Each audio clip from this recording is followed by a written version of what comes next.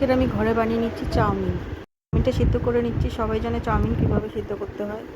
এখানে কেটে নিয়েছি আলু, ক্যাপসিকাম, পেঁয়াজ, লঙ্কা। এটা পুরো ঘরোয়াভাবেই বানাবো। আর নিয়েছি দুখানা ডিম।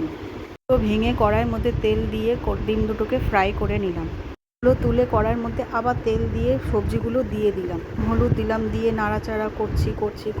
এরপর দেখো আমাদের এক পাগলি এসে নাড়াচাড়া শুরু করে দিয়েছে। এটাকে তোমাদের সাথে পরে আলাপ করাচ্ছি। তারপর আমি চাউমিন দিয়ে দিলাম। চাউমিন দিয়ে ভালো করে ফ্রাই করলাম। কমপ্লিট হয়ে গেছে। চাউমিনটাকে আমি প্লেটে তুলে নেব। চাউমিন প্লেটে তুলে নিয়েছি। এবার সস দিয়ে এবার পাগলিটার কাছে নিয়ে যাচ্ছি। পাগলিটা হচ্ছে আমার দাদার মেয়ে। দেখো সবাই, পাগলি খাবে। পাগলি খাওয়ার পর পাগলির মুখের রিয়াকশান দেখো।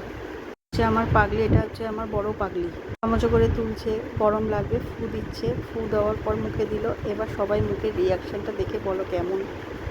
সবাইকে টাটা।